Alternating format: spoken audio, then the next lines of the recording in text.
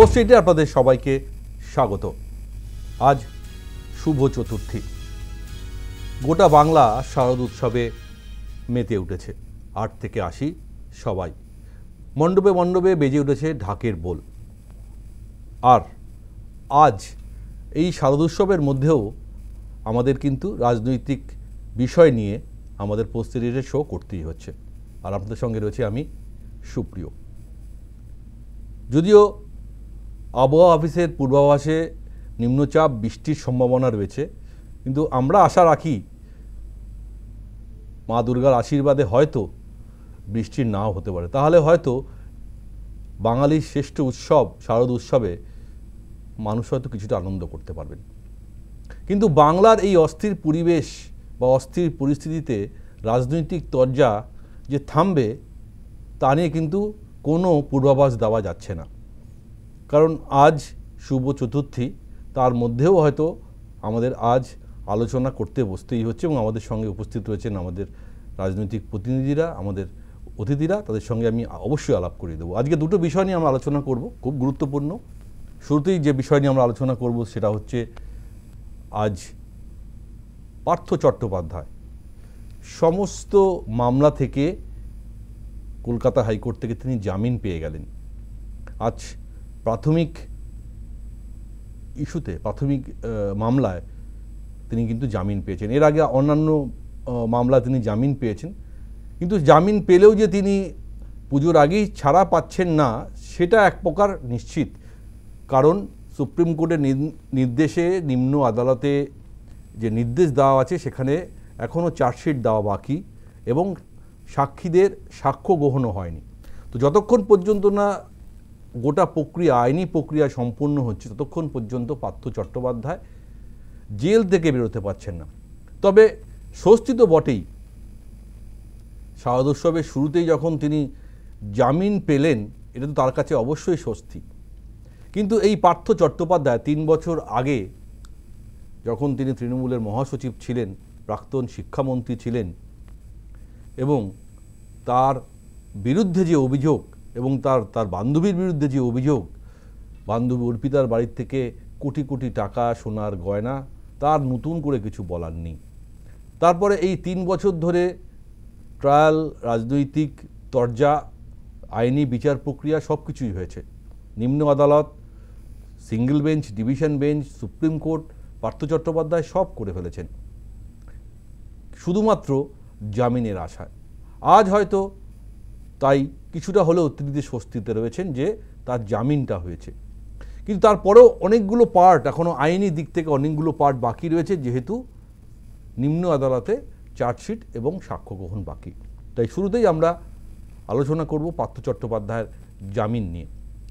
কিভাবে জামিন পেলেন, আইনজীবীরা কি বলছেন, রাজনৈতিক কী প্রতিক্রিয়া, সমস্ত কিছু নিয়ে তার আজকে আমাদের পার্থ চট্টোপাধ্যায়ের প্রথম প্রতিবেদন আমরা দেখব, তারপরে আমরা আলোচনা শুরু করব। প্রাথমিক নিয়োগ দুর্নীতি মামলায় হাইকোর্টে শর্ত সাপেক্ষ জামিন পেলেন রাজ্যের প্রাক্তন শিক্ষামন্ত্রী পার্থ চট্টোপাধ্যায়। এই একটি মামলা বাদে বাকিগুলিতে আগেই জামিন পেয়েছেন পার্থ, অর্থাৎ সব মামলায় জামিন পেয়ে গেলেন তিনি। তবে তার জেল মুক্তি হবে কিনা তা এখনো স্পষ্ট নয়। গোটা বিষয়টি নিম্ন আদালতের হাতে। সম্প্রতি শিক্ষক নিয়োগ দুর্নীতিতে সিবিআই এর মামলায় প্রাক্তন শিক্ষামন্ত্রীর বিরুদ্ধে শুনানি শেষ হয় কলকাতা হাইকোর্টে। তবে রায়দান স্থগিত রাখেন বিচারপতি। শুক্রবার তার জামিনের আবেদন মঞ্জুর করলেন বিচারপতি শুভ্রা ঘোষ। অর্থাৎ এই মুহূর্তে সবকটি মামলাতেই জামিনে মুক্ত পার্থ চট্টোপাধ্যায়।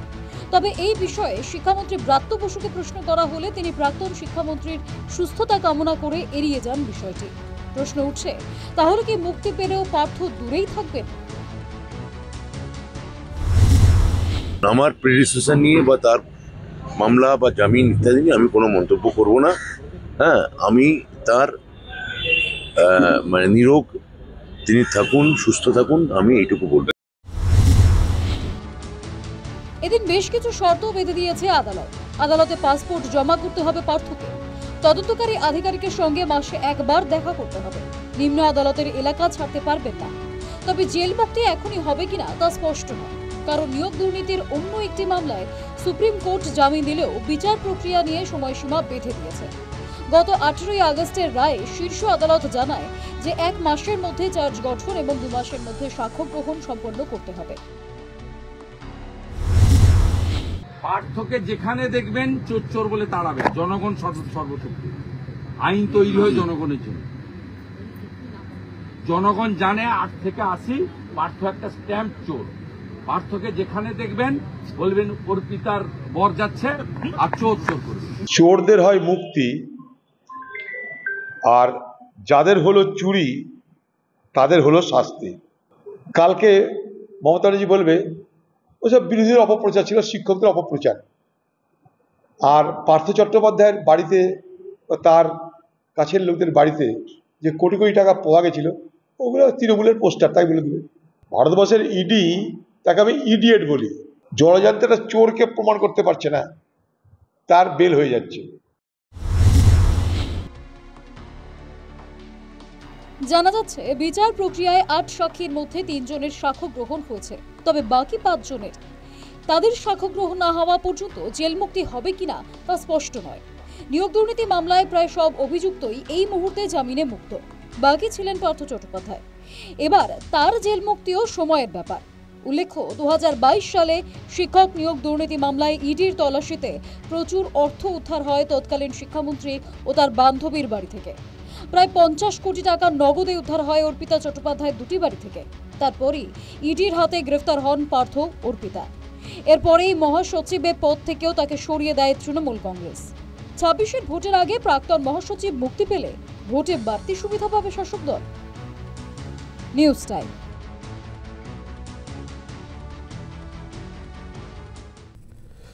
পার্থ চট্টোপাধ্যায় এমন একটি নাম, একটা হেভিওয়েট মন্ত্রী, হেভিওয়েট তৃণমূলের নেতা, মহাসচিব, শিক্ষামন্ত্রী, শিল্পমন্ত্রী, এমন কিছু তকমা নেই যা পার্থ চট্টোপাধ্যায় ছিল না।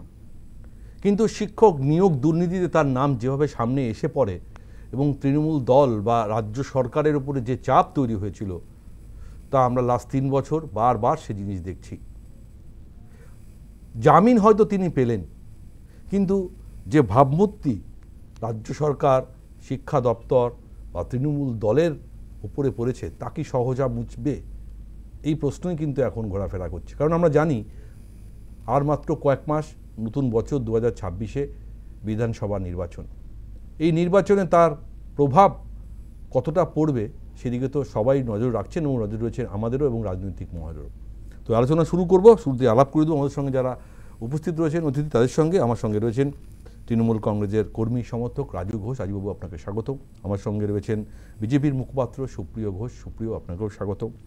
আমার সঙ্গে রয়েছেন সিপিআইএম নেতা মুখপাত্র পারভেজ রহমান। পারভেজদা, আপনাকেও স্বাগত। শুরু করব রাজুবাবুকে দিয়ে। রাজুবাবু, এতদিন ধরে বিচার প্রক্রিয়া চলছিল। 3 বছর 2 মাস পর পার্থ চট্টোপাধ্যায় একসময় দলের মহাসচিব ছিল, এখন আর তিনি কোনো পদে নেই। কিন্তু দল আজ সত্যি কি খুশি? কারণ পার্থ চট্টোপাধ্যায়ের জন্য আজ যেভাবে তৃণমূল দল এবং সরকার, তাদের যে ভাবমূর্তি নষ্ট হয়েছে এবং অভিযোগ যে টাকার বিনিময়ে অযোগ্যদের চাকরি পাইয়ে দিয়েছেন যেভাবে, সেখানে বারবার যে নামটা সবার আগে আসে বা প্রভাবশালীদের নাম সবার আগে আসে, তার নাম পার্থ চট্টোপাধ্যায়। ফলে পার্থ চট্টোপাধ্যায়ের জামিন নিয়ে এখনো পর্যন্ত সরকারিভাবে দলের তরফ থেকে, সরকারের তরফ থেকে কারো কোনো প্রতিক্রিয়া আসেনি। কিন্তু বিরোধীরা এখনও বলছেন যে পার্থ চট্টোপাধ্যায়ই আসল মাথা, যিনি এই দুর্নীতি করে অযোগ্যদের চাকরি পাইয়ে দিয়েছেন।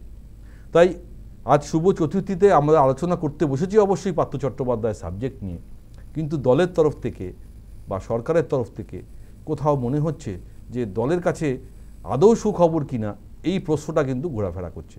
রাজুবাবু, আপনার উত্তর। দেখুন, আমরা বারবার যেটা বলছি যে ভারতীয় জনতা পার্টি তাদের ক্ষমতাকে ব্যবহার করে তারা কেন্দ্রে ক্ষমতায় থাকার সুবাদে এই কেন্দ্রীয় agency ED, CBI, income tax, বিভিন্ন এনআইএ, এই সংস্থাগুলোকে তারা রাজনৈতিকভাবে উদ্দেশ্য প্রণোদিতভাবে ব্যবহার করছে। বিরোধীরা যারা কেন্দ্র সরকারের বিরোধিতা করে, যত রাজনৈতিক দল আছে, বেছে বেছে শুধু এই এজেন্সিগুলো তাদের বিরুদ্ধেই তদন্ত করে।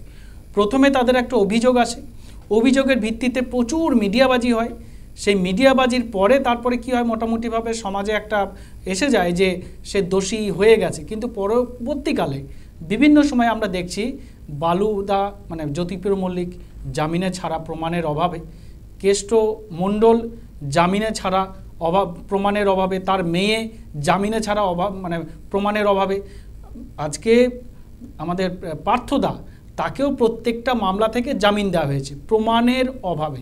আসলে তারা রাজনৈতিক স্বার্থে এবং রাজনৈতিক উদ্দেশ্যে রাজনৈতিক নেতাদের কথায় তারা এই গ্রেপ্তারগুলো করছে। গ্রেপ্তারের পরে একের পর এক সওয়াল তারা এমন এমন সেকশনগুলো দিচ্ছে যে সেকশনের জামিন সাধারণত খুব কম সময় হয়, মানে একটা নির্দিষ্ট সময়ের পরে হয়।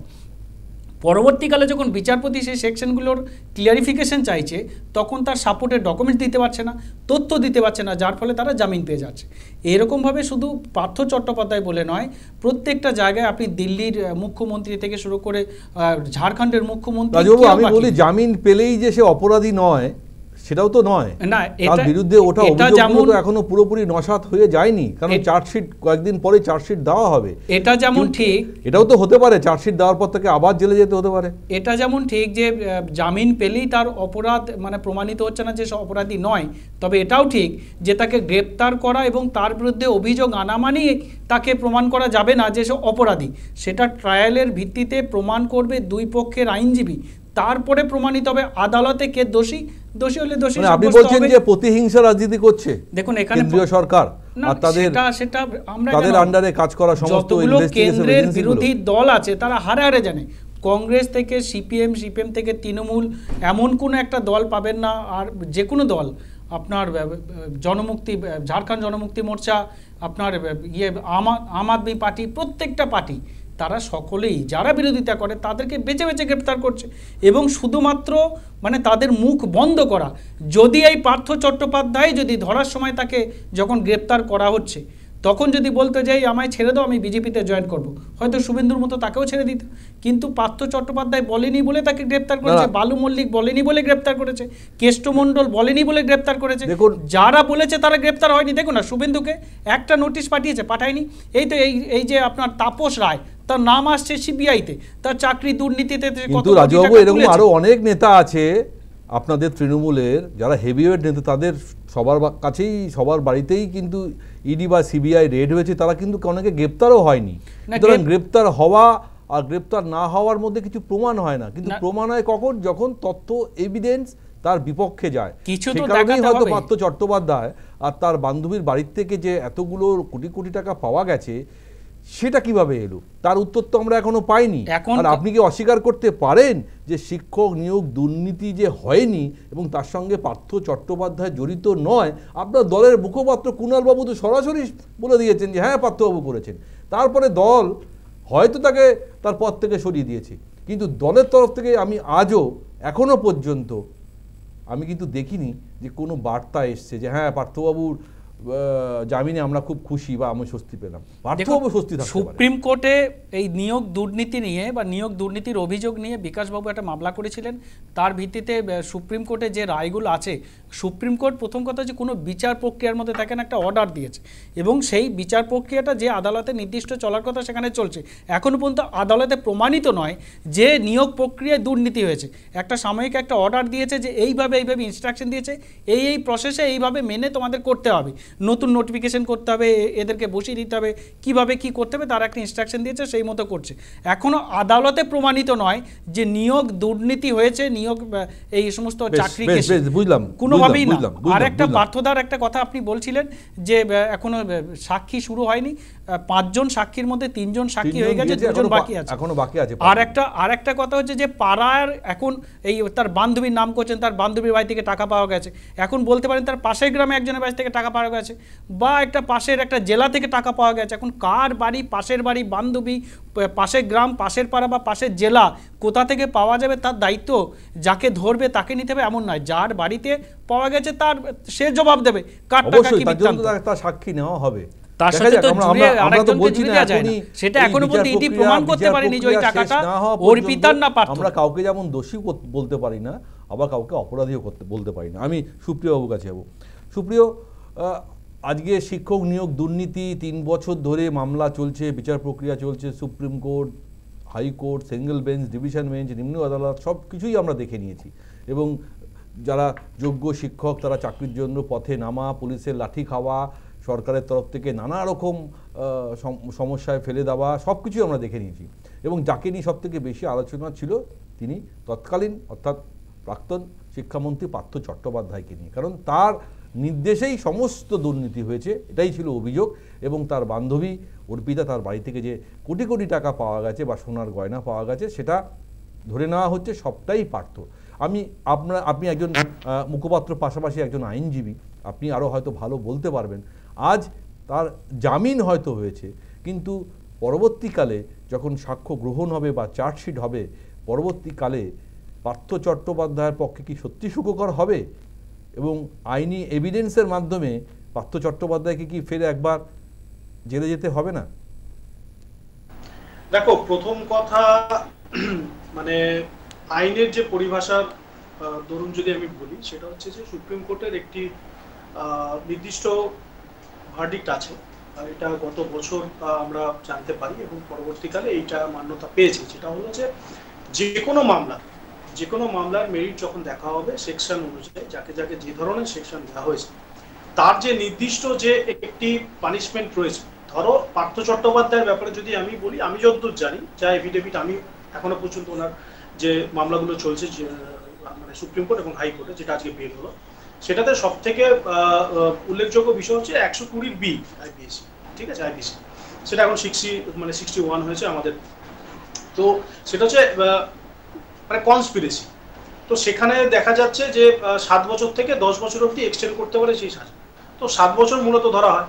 এখন সুপ্রিম কোর্টের যে ভার্ডিক্ট ছিল সেটা হচ্ছে যে কোনো আসামিকে যদি তার সর্বোচ্চ সাজা, সেই সাজা ঘোষণা হওয়া অবধি তাকে যদি 1/3 সময় তাকে জেলে কাটানো হয়, সে যদি জেলে কাটান তদন্তের স্বার্থে, তাহলে তিনি বেল পাওয়ার যোগ্য, বেলটা তার অধিকার। এটা তৃণমূল কংগ্রেসের মুখপাত্র বা তৃণমূল কংগ্রেসের পক্ষে বোঝার খুব মুশকিল, কারণ তারা আইনি পরিভাষা কতটা কি জানেন আমার জানা নেই, হয়তো জানেন, জেনেও এটা অজানার ভান করে। তো পার্থ চট্টোপাধ্যায় 2022 সালে গ্রেপ্তার হয়েছিলেন, সেপ্টেম্বরে জুলাই এই নাগাদ। আজকে 3 বছর অতিক্রান্ত হয়েছে, 1/3 সাজা, তার বেলটা প্রাপ্য ছিল। সেক্ষেত্রে দাঁড়িয়ে যে বেল পেয়েছেন তাতে এত আনন্দিত হওয়ার কিছু নেই। এটা গেল এক। মানি লন্ডারিং থেকে শুরু করে আরো অনেকগুলো অ্যাক্ট আছে, সেই অ্যাক্টগুলো কোনোটায় 3 বছরের সাজা আছে, কোনোটায় এক্সটেন্ড করে 7 বছরের সাজা আছে, পিএমএলএ অ্যাক্ট যেটাকে আমরা বলি, সেগুলো তার সাথে যুক্ত রয়েছে। তো এগুলোতেও তিনি কিন্তু জামিন পাওয়ার যোগ্য, জামিন পেতেই পারে। এখন বিষয় হচ্ছে আইনের পরিভাষাতে জামিন পেয়ে গেলাম মানেই আমি একদম নির্দোষ প্রমাণিত হলাম। তৃণমূল কংগ্রেসের মুখপাত্র বা তাদের বক্তব্য শুনলে এটা মানা যায়, মানে তারা এমন করে বিষয়টাকে উত্থাপন করে, মানে আমাদের কাছে রাখে। বিষয়টা একদম তা নয়। আইনের প্রক্রিয়া ভারতীয় সংবিধান অনুযায়ী যা আছে, তখন যতক্ষণ না আপনাকে ট্রায়াল কমপ্লিট হচ্ছে ততক্ষণ আপনি কি দোষী নয় এটা প্রমাণিত নয়। যখন কোনো ব্যক্তির বিরুদ্ধে অভিযোগ আসছে, তিনি যখন জেল খাটছেন, একটা মানুষকে 3 বছর জেলে রেখে দেওয়া কোনো এজেন্সির পক্ষে, কোনো পার্টির পক্ষে, কোনো মানুষের পক্ষে সম্ভব নয় যদি কোর্টের বিচারপতিরা সেটার কোনো গুরুত্বপূর্ণ প্রমাণ তার বিরুদ্ধে না পেয়ে থাকেন। আমি আবার রিপিট করছি, একজন ব্যক্তিকে, নির্দোষ ব্যক্তিকে 3 বছর জেলে ঘালি টানানো এত সোজা নয়, এটা কোনোদিনও হতে পারে না। তিনি 6 মাসের মাথাতেই বেল পেয়ে বেরিয়ে আসতেন। তার সাথে যে উদাহরণগুলো রাজুবাবু ব্যবহার করলেন, বালুদা, মানে কি নাম আমাদের জ্যোতিপ্রিয় মল্লিক, তারপরে হচ্ছে অনুব্রত মণ্ডল, এরা প্রত্যেকে তাদের যে সেকশনগুলো দেওয়া হয়েছিল, তার 3 বছরের সাজা যদি হয় বা 5 বছরের সাজা যদি হয়, তার 1/3 সাজা তারা তদন্তের স্বার্থে জেল খেটে নিয়েছে, তারা বেল পাবেন। তো পাবেন না কেন? আপনার মনে থাকবে ন্যাশনাল হেরাল্ড কেসে আমাদের রাহুল গান্ধী এবং সোনিয়া গান্ধী, তারাও বেলে বাইরে আছে। এবং বহু রাজনীতিবিদ যারা রাজনীতি করেন, যারা মিথ্যে মামলাতেও জড়িত আছেন, আমি সমস্ত রাজনীতিবিদদের আপনাদের বিরুদ্ধে অভিযোগ হচ্ছে আপনারা প্রতিহিংসা রাজনীতি করেন। বাংলায় মমতা সরকারকে ফেলার জন্য আপনারা ইডি সিবিআইকে ব্যবহার করেন, করে সমস্ত নেতাদের বিরুদ্ধে সমস্ত অভিযোগ প্রমাণ করার জন্য আপনারা সবাইকে জেলে ঢুকিয়ে দেন। এটা তো অভিযোগ আপনাদের বিরুদ্ধে, আপনাদের দলের বিরুদ্ধে। আমি তর্কের খাতিরে সুপ্রিয়দা তোমার কথা যদি মেনেও নি যে আমরা চক্রান্ত করে ওদেরকে ঢুকিয়ে দিচ্ছি, আচ্ছা কোর্ট কি বিজেপি চালায়? পার্থ চট্টোপাধ্যায়ের বিরুদ্ধে বা অর্পিতা, তার যে বান্ধবী, তার বাড়ির খাটের তলা থেকে যে টাকা পাওয়া গেল, সেটা কি বিজেপি কে রেখে দিয়ে এসেছিল? সেটা কি অর্পিতা কোথাও স্টেটমেন্টে দিয়েছে? 164 স্টেটমেন্ট বলে একটা স্টেটমেন্ট হয়, যেটা গোপন জবানবন্দি বলা হয় আমাদের কোর্টের পরিভাষায়, আইনের পরিভাষায়, সেটা ম্যাজিস্ট্রেট সাহেবকে গিয়ে দিতে হয় বা ম্যাজিস্ট্রেট সাহেবাকে গিয়ে দিতে হয়। সেখানে কি 164 স্টেটমেন্টে পার্থ চট্টোপাধ্যায় বা অর্পিতা এরা দুজনে কি কোথাও এরকম স্টেটমেন্ট দিয়েছেন যে বিজেপি, সিপিএম, কংগ্রেস বা বিরোধী দলের রাজনৈতিক দলের কোনো নেতা আমাদের ঘরের ভেতর টাকাটা ঢুকিয়ে দিয়ে এসেছিল? কোথাও নেই। আমি চ্যালেঞ্জ করছি, রাজবাবু এগুলো জানেন না, এগুলো জেনে নিন। 164 স্টেটমেন্টে কোথাও এটা নেই। তো সুতরাং তাহলে বিজেপির এখানে চক্রান্ত আসছে কোথায়? আমি যদি মেনেও নিই বিজেপি পারভেজদার কাছে, পারভেজদা 2011 সালে তৃণমূল সরকারে আসার পর বলেছিল আমরা বদলা চাই না, বদল চাই। এই 14 বছর পর যখন আমরা এই সরকার নিয়ে আলোচনা করি, তার মধ্যে এমন অনেক বিষয় আমাদের রাজনৈতিক তরজা চলে বা আলোচনা করতে হয়, তার মধ্যে অবশ্যই দুর্নীতি একটা বড় অংশ। স্বাস্থ্য কেলেঙ্কারি, শিক্ষা কেলেঙ্কারি, আবাস যোজনার টাকা, 100 দিনের টাকা, কয়লা, গরু, এত দুর্নীতি হয়েছে। এবং তার মধ্যে অবশ্যই শিক্ষক নিয়োগ দুর্নীতিটা একটা এমন বড় স্ক্যাম যেটা নিয়ে আমরা বারবার আলোচনা করেছি। আর সেই পার্থ চট্টোপাধ্যায় তিনি দলের মহাসচিব এবং তখনকার দিনে শিক্ষামন্ত্রী। আজ তার বেল হলো। খুব স্বাভাবিকভাবেই আইনি নিয়মে, অর্থাৎ আইনি পরিভাষায় হয়তো যে তথ্য দরকার ছিল তাকে ধরে রাখার জন্য সেটা হয়তো ডিডির কাছে এই মুহূর্তে ছিল না বা সিবিআইয়ের কাছে ছিল না, বেল তিনি পেয়ে গেছেন। কিন্তু কোথাও কি মনে হয় যে এই দুর্নীতি, বিশেষ করে শিক্ষক নিয়োগ দুর্নীতি, যা এখনও জলজান্ত প্রমাণ আমরা দেখেছি যে 26,000 শিক্ষক অশিক্ষক কর্মীরা, শিক্ষকরা এখনও জানেন না পরীক্ষা দেওয়ার পর যে কতজন লোক চাকরি পাবে বা কীভাবে পাবে। আজ সেই পার্থ চট্টোপাধ্যায় বেল পাওয়ার পরেও তৃণমূল কতটা খুশি আমরা জানি না, যারা সবথেকে বেশি ভুক্তভোগী তারা কি খুশি হবেন? আইনের ওপর কি ভরসা রাখবেন? বা যারা তদন্ত করছেন, সেন্ট্রাল ইনভেস্টিগেশন এজেন্সি, ইডি বা সিবিআই, তাদের উপর ভরসা রাখবেন?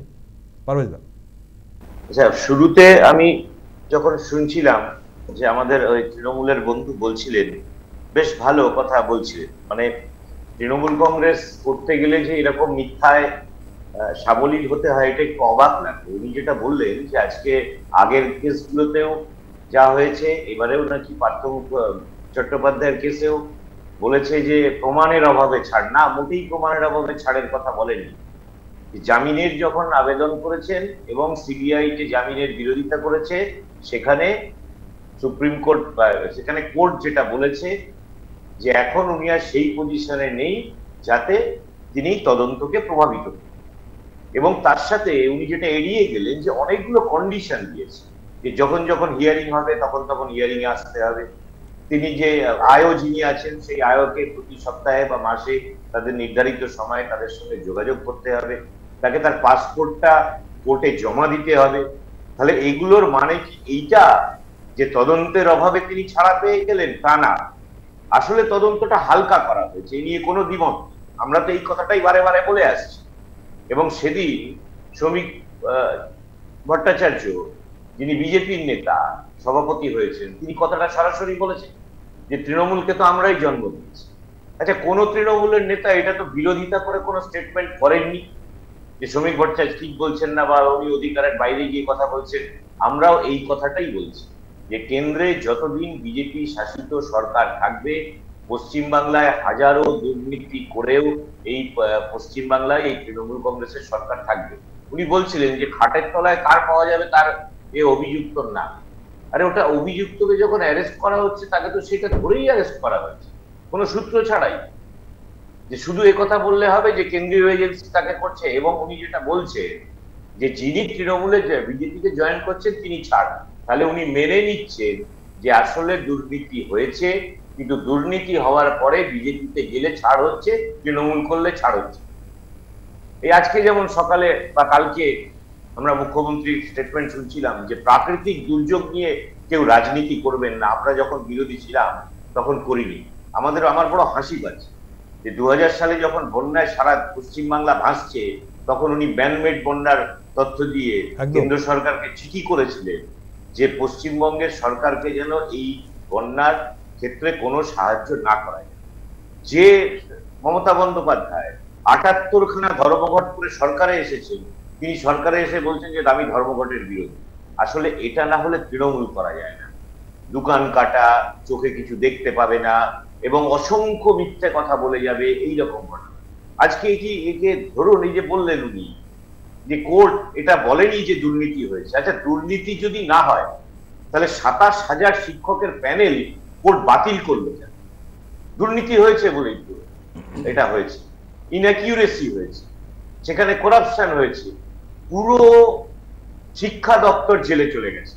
প্রাক্তন চেয়ারম্যান, বর্তমান চেয়ারম্যান, তৎকালীন সময় মুখ্যমন্ত্রী, সচিব, এরপরে উনি বলছেন যে দুর্নীতি হয়নি। আসলে পশ্চিমবাংলাকে দুর্নীতির আখড়ায় পরিণত হয়েছে। সেই আখড়ায় পরিণত হওয়ায় সমস্ত মানুষ যেমন ভুক্তভোগী, সব থেকে ভয়ঙ্কর ভাবে ভুক্তভোগী হয়েছেন এই হাজার হাজার ছেলে মেয়ে এবং তার পরিবার, যারা পরীক্ষায় দিয়ে এখানে এই চাকরিটা পেয়েছে। একথা আমরা বারবার বলেছি যে এরা সবাই দোষী এমনটা না, বেশিরভাগ অংশ হতে পারে যে তারা হয়তো দুর্নীতির সঙ্গে যুক্ত না, কিন্তু ইচ্ছাকৃতভাবে রাজ্যের সরকার, স্কুল সার্ভিস কমিশন এটাকে আলাদা না করায় আজকে দুর্নীতিগ্রস্ত ছেলে মেয়ের সঙ্গে এই দুর্নীতি না করা ছেলে মেয়ে তাদের ভুগতে হচ্ছে। এর দায় কে নেবে? এই দায়িত্ব রাজ্যের সরকারকেই নিতে হবে।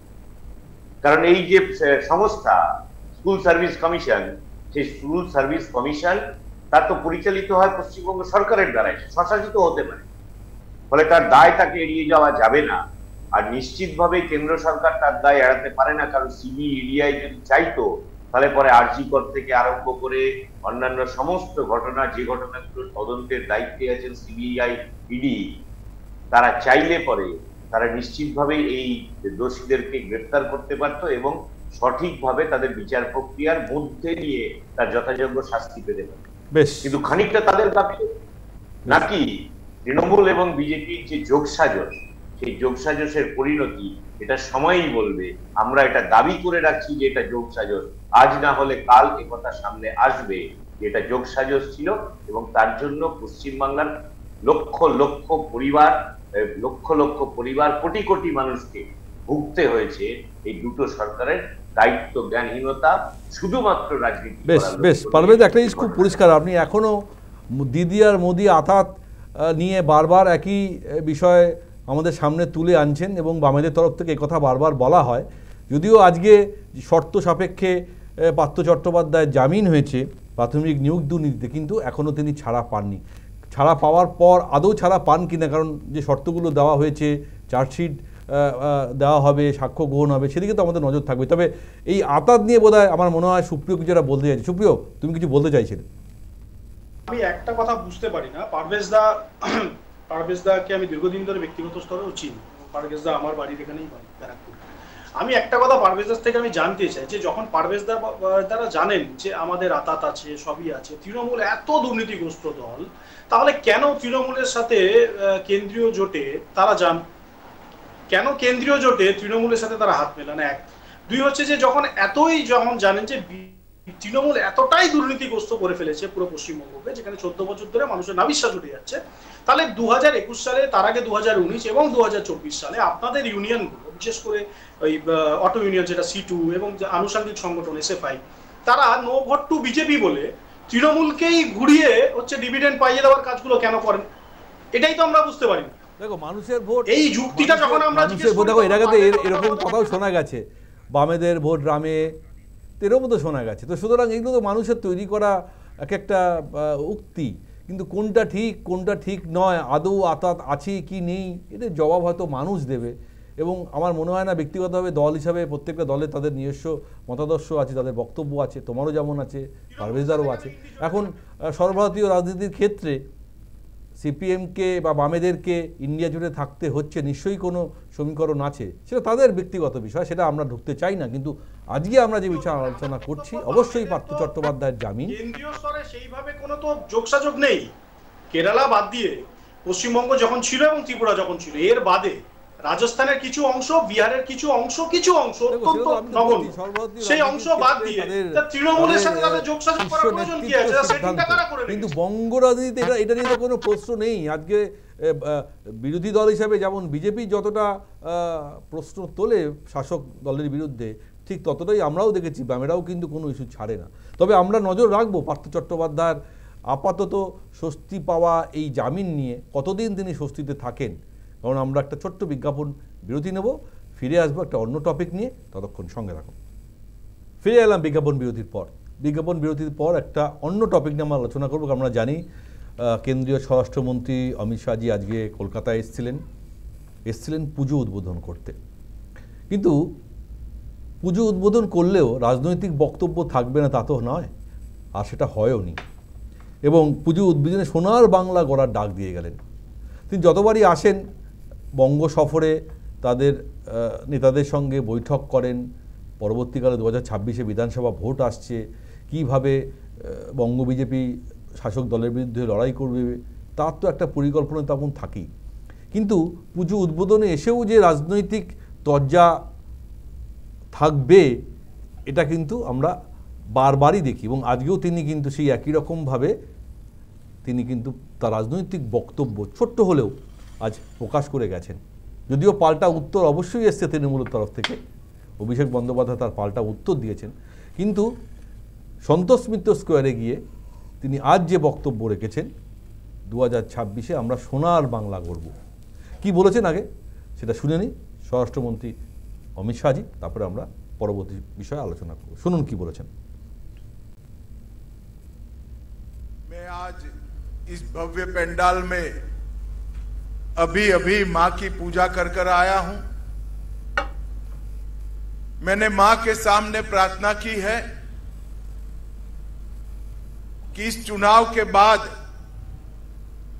बंगाल में एक ऐसी सरकार बने जो सोनार बांग्ला का निर्माण कर पाए। हमारा बंगाल फिर से सुरक्षित, समृद्ध, शांत, सुजलाम सुफलाम बने और यहां पर कवि गुरु के कल्पना के बंगाल का निर्माण हम कर पाए। दुर्गा पूजा का उत्सव हमें शुभ की ओर ले जाए, बंगाल को ऊंचाइयों की ओर ले जाए और बंगाल के विकास के माध्यम से विकसित भारत का स्वप्न हमारे नेता नरेंद्र मोदी जी ने जो देखा है उसको हम सिद्ध कर पाए। फिर से एक बार बंगाल और देश भर की जनता को दुर्गा पूजा की बहुत बहुत शुभकामनाएं और बधाई। वंदे मातरम। আমরা শুনছিলাম অমিত শাহজির বক্তব্য।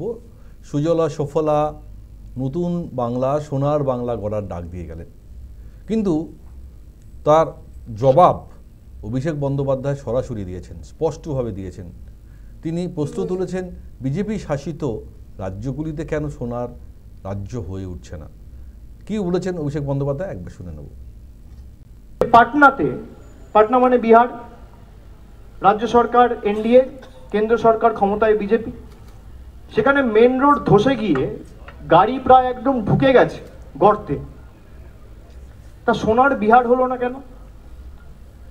উত্তরপ্রদেশে তপশিলি জাতি উপজাতি মহিলাদের উপর নরকীয় অত্যাচারের ঘটনা আমরা দেখেছি। সোনার উত্তরপ্রদেশ হলো না কেন?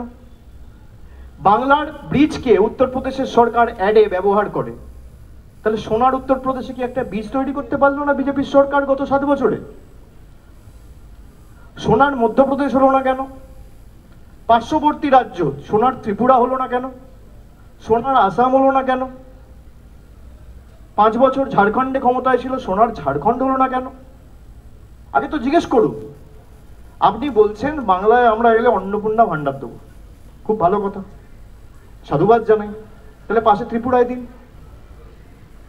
আসামে দিন। আসামে তো মমতা ব্যানার্জি ক্ষমতায় নেই, তৃণমূল নেই। ত্রিপুরায় তো তৃণমূল ক্ষমতায় নেই, মধ্যপ্রদেশে তৃণমূল নেই, রাজস্থানে তো তৃণমূল নেই। নো কোয়েশ্চেন আস, যেভাবে বাংলায় প্রত্যেকটা মহিলাকে মমতা বন্দ্যোপাধ্যায় ব্যাংক অ্যাকাউন্টে আর্থিক সহায়তার মাধ্যমে প্রতি মাসে 1000 টাকা পৌঁছে দিয়েছে, আপনার 10-12টা যে রাজ্যে সরকার রয়েছে একটা করে দেখাক। আমরা শুনছিলাম অভিষেক বন্দ্যোপাধ্যায়ের বক্তব্য। আমরা একটু আলোচনায় যাই এবারে। আমি প্রথম প্রশ্ন রাখবো সুপ্রিয়র কাছে। সুপ্রিয়, অমিত শাহজি যতবারই বাংলায় আসেন তিনি কিছু না কিছু ভোকাল টনিক দিয়ে যান বাংলার জনতার জন্য, তার কিছু বার্তাও থাকে, কিন্তু তিনি যে বার্তাগুলো দেন অর্থাৎ 2021, 2024 সেই বার্তাগুলো কিন্তু কোনোটাই মেলে না। আর আজ তিনি সোনার বাংলা গড়ার ডাক দিয়ে গেলেন, তো এরপরেও তো লোকে বা সমালোচকরা বা বিরোধী দল বা বর্তমান শাসক দল যারা আছে তারা তো আবার একই প্রস্তুত করবেন, আবার কটাক্ষ করবেন যে অমিত শাহজি যা বলেন তার কোনোটাই হয় না। তো এবার সোনার বাংলা গড়ার ডাক বা সুজলা সফলা বাংলা গড়ার ডাক আর আলটিমেটলি বিজেপির পক্ষে সম্ভব হবে কি? দেখুন, একটা অর্ধ ভর্তি গ্লাসকে যদি আপনি কিভাবে দেখবেন সেটা আপনার মতের অধিকারী, আপনি কিভাবে দেখবেন। আমি গ্লাসটাকে হাফ ভরা দেখতে চাই। আপনি দেখতে পাচ্ছেন গ্লাসটা হাফ খালি।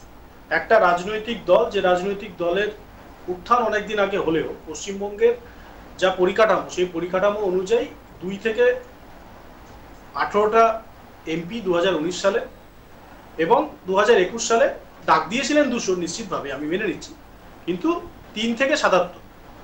এই যে গ্রাফ, কোন রাজনৈতিক দলের ইতিহাসে এরকম গ্রাফ আছে বলে আমার এবারে 2026 একটু অতিরিক্ত আত্মবিশ্বাস রয়েছে বিজেপি। বলছি না একদমই আত্মবিশ্বাসী আমরা, অতিরিক্ত আত্মবিশ্বাসী একদমই নয়। তার কারণ হলো অতিরিক্ত আত্মবিশ্বাসীর ফল আমরা 2021 সালে, এটা আমার বলতে কোনো দ্বিধা নেই, নিশ্চিতভাবেই আমরা পেয়েছি। বুথ ধরে ধরে যে ধরনের রাজনীতি ভারতীয় জনতা পার্টি করা শুরু করেছে, বিএলএ ধরে ধরে, আমরা আত্মবিশ্বাসী বটেই, কিন্তু অতি আত্মবিশ্বাসী একদম মন্ত্রিসভা গঠন করে ফেলেছি এই বক্তব্য কোনো রাজনৈতিক নেতা আমাদের দেননি, আমরা কেউ দেব না। কিন্তু আমি অভিষেক বন্দ্যোপাধ্যায় দুটো কথার একটা কথার উত্তর দেবো, সেটা হচ্ছে যে অভিষেক বন্দ্যোপাধ্যায় এমন একজন নেতৃত্ব, নিশ্চিতভাবে এটা আমাকে মেনে নিতে হবে, ভূভারতে কোনো রাজনৈতিক দল নেই যে রাজনৈতিক দল আঞ্চলিক দল হওয়া সত্ত্বেও তার সর্বভারতীয় সাধারণ সম্পাদক থাকে।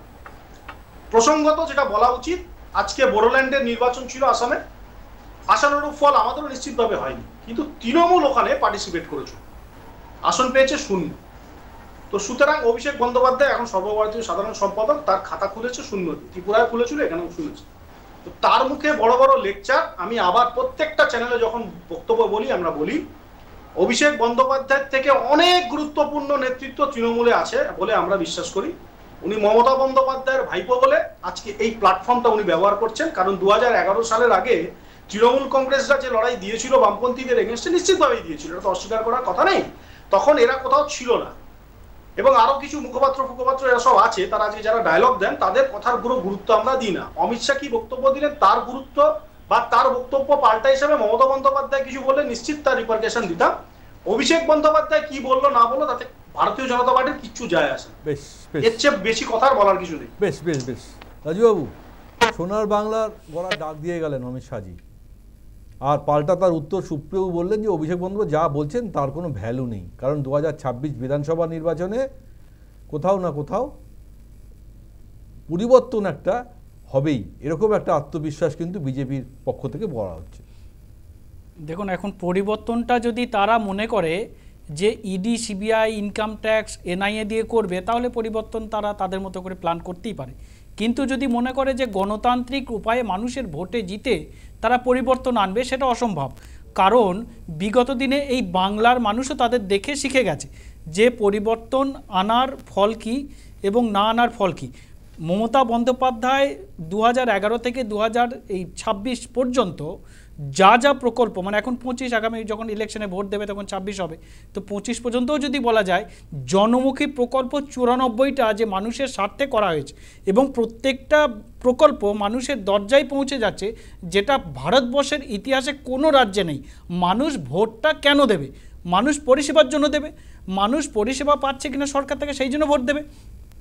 বিজেপি থেকে পেয়েছেটা কি? অন্য রাজ্যের কথা ছেড়ে দিন, অন্য রাজ্যে ওরা কিচ্ছু দেয় না, ওই একই হলে সেখানে পেটায়। আমি বলছি আমাদের রাজ্যে তো তাদের 77টা এমএলএ ছিল। আপনার 77খানা এমএলএ থেকে বলুন তো 77টা কাজ করেছে কিনা মানুষের জন্য? না, এখন নেই, কিন্তু ছিল। আমি বলছি মানুষের জন্য 77খানা কাজ কি কোনোদিন করেছে? এরা কি উপকৃত পেয়েছে? যে সমস্ত বিজেপি এলাকায়, যারা এই মুহূর্তে আপনার এই চ্যানেল দেখছে, তাদের এলাকায় যদি বিজেপি এমএলএ থাকে, তাহলে একটা জিজ্ঞেস করতে যে এই বিজেপির এমএলএ সেই এলাকার জন্য, সেই বিধানসভার জন্য কি করেছে, বা কবার কার বাড়ি থেকে খোঁজ নিয়ে এসেছে? কাউকে ঠিকই খুঁজে পায়নি। 18টা এমপি থেকে 12টা এমপি কাউকে পাশে পেয়েছে? কোনোদিন পায়নি। এই রাজ্যের যারা বিরোধী, যারা বলছে, তাদের থেকে তো মানুষ কিছু পায় না, মানুষ তাদেরকেও কাছে পায় না, মানে মানুষ তাদের ভোট দেবে কেন? বিকল্প একটাই, মমতা বন্দ্যোপাধ্যায়, তৃণমূল, মমতা বন্দ্যোপাধ্যায়ের উন্নয়ন একটাই বিকল্প, উন্নয়নের পাশে আর কিচ্ছু টেকে না। যারা তারা নিন্দা করবে। দেখুন আরেকটা কথা, মানুষের ভোট তৃণমূলের কাছে যাবে। আর একটা কথা সুপ্রিয়া 5 সেকেন্ড, আর একটা কথা, অমিত শাহজি, মাননীয় আমাদের স্বরাষ্ট্রমন্ত্রী অমিত শাহজি এসে, ভাই আপনার সময় বলবে। আচ্ছা সুপ্রিয়া, এক মিনিট সুপ্রিয়া, আসছি। মাননীয় আমাদের দেশের স্বরাষ্ট্রমন্ত্রী অমিত শাহজি আজকে যেখানে এসে এই ডায়লগবাজিটা করলেন, হয়তো আমরা ছোটখাটো কর্মী সমর্থক আমাদের কথায় সুপ্রিয়বাবুরা উত্তর দেবেন না, কিন্তু মানুষের তো প্রশ্ন এটা যে 2019 সালে অমিত শাহজি যেখানে বসে ডায়লগ দিয়েছেন তার পাশেই যারা অমিত শাহজির পাশে আজকে আছে, এই আপনার বিদ্যাসাগরের মূর্তি ভাঙাকে কেন্দ্র করে অমিত শাহর বিরোধিতা করে, অমিত শাহর কুশপুতলি জ্বালানো থেকে শুরু করে A to Z সব কিছু এরাই করেছিল, থানা পুলিশ। আজকে যারা অমিত শাহর বিরোধিতা করেছিল, আজকে অমিত শাহর পাশে তাদেরকে নিয়ে আজকে অমিত শাহ ডায়লগবাজি করছে। 10 সেকেন্ড 10 মিনিট দূরে বিদ্যাসাগরের বাড়ি, সেখানে অমিত শাহ যেতে পারে না, সোনার বাংলা করবে। উনি বাংলাকে কখনো বাংলা বলছেন, কখনো বাঙ্গাল বলছেন। রাজনীতি হয়েছে সেগুলো আমরা জানি। ছোট্ট করে উত্তর নেব। প্রথম কথা, এই অমিত শাহজির বক্তব্যকে যারা বলেছেন তারা বাংলা বিরোধী। আজকে অভিষেক বলেছে বাংলা বিরোধী। মমতা বন্দ্যোপাধ্যায় দিল্লিতে গিয়ে যখন ভাষণ দেন, ভুলভাল হিন্দি বলেন, তখন কি সেখানে বলা হয় যে গো বলার ভাষা তিনি জানেন না? যেখানকার মানুষ সেখানকার ভাষা সেভাবে অল্প বিস্তর অসুবিধা হতেই পারে, তাতে কোনো অসুবিধা নেই। 2 নম্বর কথা, প্রশাসনিক একটা মিটিং আপনি মমতা বন্দ্যোপাধ্যায় দেখে দিন যেখানে সর্বদলীয় বৈঠক তিনি ডেকেছেন। একটা বৈঠক যেখানে সরকারের কোনো জনমুখী প্রকল্পের সাথে এমএলএদেরকে, এমপিদেরকে মমতা বন্দ্যোপাধ্যায়ের পক্ষ থেকে নিমন্ত্রণ পাঠানো হয়েছে এই শেষ 5 বছরে। আপনি যদি দেখেন পাবলিক নিমন্ত্রণ করে ডেকে আনবে এমএলএ এমপিদের, বিজেপি এমএলএ এমপিদের নিমন্ত্রণ করে ডেকে এসে বলবো গো আমাদের দেখো, আমাদের একটু কাজ করে দাও, আমাদের একটু খোঁজ নাও। রাজনৈতিকভাবে খোঁজ নিয়েই বলছি, আমি খোঁজ না ছাড়া কথা বলি। দ্বিতীয় যেটা বিষয় সেটা হচ্ছে যে রাজনৈতিকভাবে একটা রাজনৈতিক দল, যে রাজনৈতিক দলটা 90% চোর, 90% চোর, এবং এই যে প্রকল্পগুলো, এই প্রকল্পগুলো টাকাটা পাচ্ছেন কোথা থেকে? এইখানে নাকি সরকার নাকি দেনায় চলে, 6 লক্ষ 6.5 লক্ষ কোটি টাকা দেন সরকার। ভারতবর্ষের প্রত্যেকটা রাজ্য দেনায় আছে, কেন্দ্র সরকার জন্য ভারতবর্ষের প্রত্যেকটা রাজ্য দেনায় আছে। আমাদের সময় নেই, আমি পারভেজ রিপোর্টটা ভালো করে পারভেজের কাছে যাব। বেশ পারভেজ দা, আজকে আরো একবার কেন্দ্রীয় স্বরাষ্ট্রমন্ত্রী পুজোর উদ্বোধন করতে এসেছিলেন এবং কালীঘাটে গিয়েছিলেন, ইজেসিসিতে বিজেপির পুজো উদ্বোধন করেছেন, সন্তোষ মিত্র স্কোয়ারে পুজো উদ্বোধন করেছেন, খুবই ভালো। শারদ পাতে তিনি এসছেন, শারদ উৎসবে, বাঙালির শ্রেষ্ঠ উৎসবে এসছেন, কিন্তু ঘুরিয়ে ফিরিয়ে কোথাও না কোথাও এটা রাজনীতির ছোঁয়া তিনি দিয়ে গেছেন, সোনার বাংলা গড়ব, এবং এর আগেও তিনি অনেক বক্তব্য তিনি রেখেছেন। কিন্তু আপনারা কি সমর্থন করেন যে 2026-এ যে আগামী যে বিধানসভা নির্বাচন আসছে, সেই লড়াই তুল্য মূল্যতে বিজেপি বনাম তৃণমূলই থাকবে, না কোথাও বামেদের জায়গা নতুন করে চলে আসার সম্ভাবনা আছে?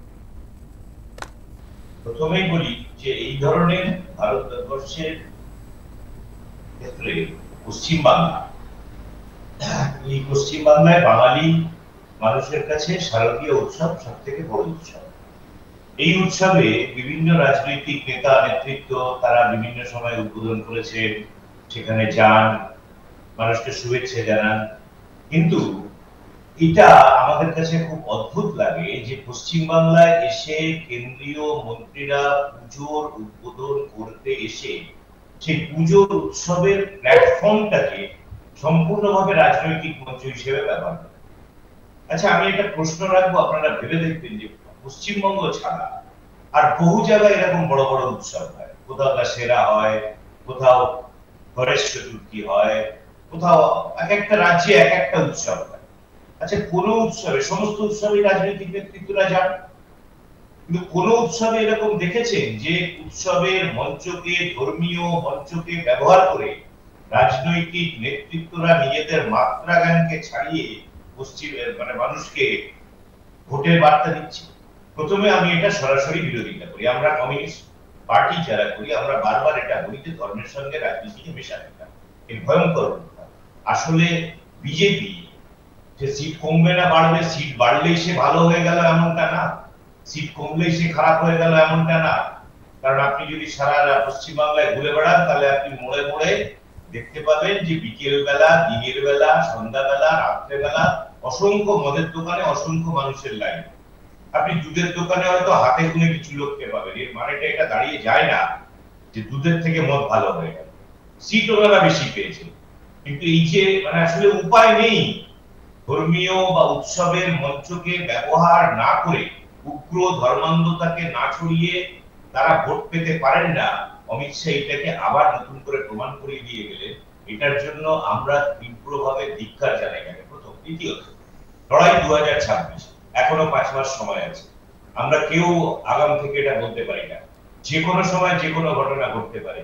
একটা সরকারের 2011 সালে যখন পশ্চিমবাংলায় বামপন্থী সরকারের পরাজয় হচ্ছে, বা 2008 সালে যখন পঞ্চায়েতের নির্বাচনে বামপন্থীদের থেকে অবামপন্থীরা পশ্চিমবাংলায় বেশি সিট পেয়েছেন, তার 2 বছর আগে 235টা আসন নিয়ে একটি রাজ্যের সরকার নির্বাচিত হয়ে এসেছে।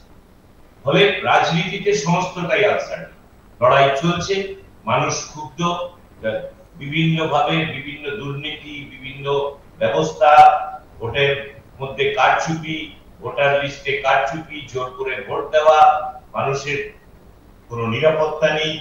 আজকে বিদ্যাসাগরের জন্মদিন, আজকে এটা উল্লেখ না করাটা অন্যায় হবে যে পশ্চিমবাংলা বাল্য বিবাহে ওপরের দিকে সারা দেশে।